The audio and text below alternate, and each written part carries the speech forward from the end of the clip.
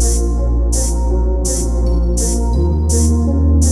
we are at the home of Coco Montrese.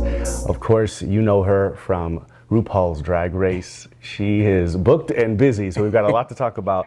And she's a cover girl on the cover of Q Vegas. Twice. Oh, Twice. A repeat offender. Yeah. Yes. And of course, this is featuring a whole brunch of queens, her brand new brunch. We'll talk about that and a whole lot more. So.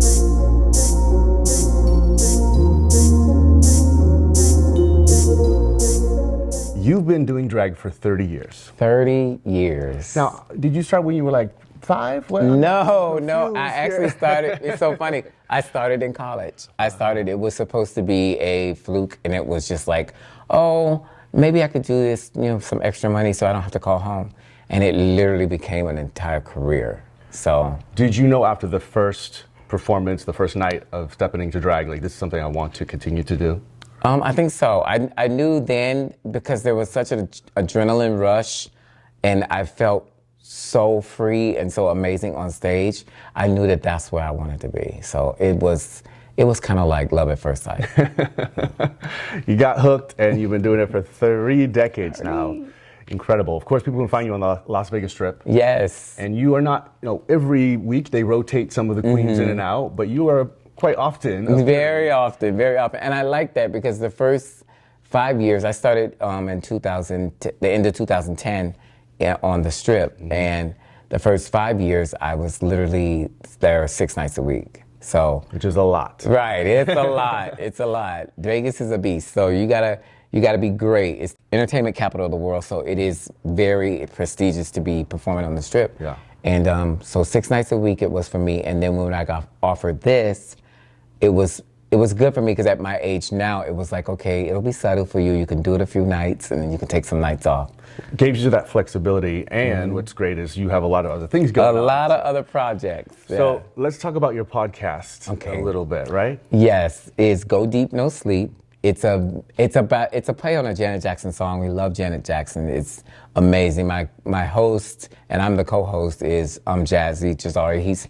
He has a musical group here in town also.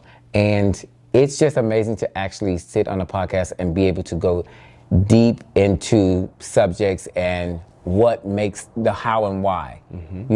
What makes that happen? Why does this happen? Because a lot of times we have topics and we talk about them on the surface and we don't go deep to the root of the problem. So that's what Go Deep, No Sleep is about. It's about mental health in the LGBTQ plus community. Mm-hmm. And we go beyond that as well. Which is a major issue, obviously. Yeah, it is. Coming out of this season, we'll call it, that a lot of us were in with isolation and separation. Everyone, I think, has a heightened awareness of mental health, but we know how hard it hits that particular community. Right. It hits hard. And our goal is to make sure that mental health becomes something that it's actually cool to actually seek out help and pay attention to your mental health. So that's what we want to do. We want to make it they're hard topics. Sometimes it's hard to talk about, but we also get messages from people saying, I'm glad you guys talked about that because that's something that's been in the back of my mind all this time, and I really, really didn't know how to approach it, but listening to you guys, it helps. So it does feel good because you're reaching the people that want to be heard. So. Yeah, that is great.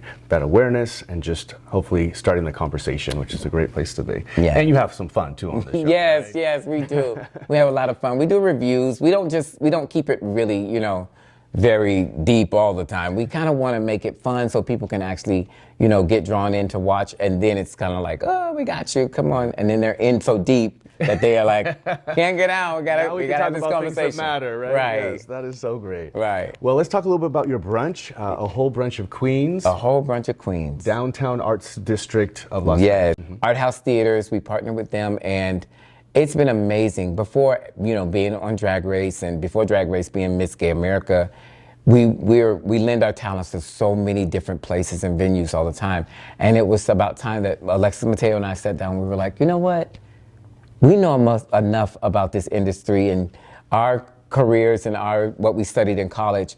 We are smart enough to be businessmen too, and take the knowledge that we have and build this. Everything that we've learned, everything that we saw that we liked, everything we saw that we didn't like, or what we experienced that we didn't like, we were able to put it into this and decide to push out something that would be our project, all our own, with the support of our sisters. So it's amazing to do it. It really is. And so essentially your sister and you came together to make this happen. Yeah. And Alexis, you've known for 20 plus years, right? 23 years now. 23 years of friendship. We actually performed at Disney together I was there for 11 years and she was there for 5 years. So. And that's where you met, is at Disney? Yes, at Disney World. You were the first to put her in drag. Yes, I put her in drag the first time, so you can tell it wasn't that great. But you both have come a long way, right? Yes. I'm very proud of her. I'm very proud of everything she's doing, and then literally being able to work together still and create, because we know each other. You know, we know each other. We know what we're thinking, and we have such a passion for drag that we gel together very well. Perfect pair to bring the brunch together and continue that friendship together. Yeah. Which is huge. Okay, now we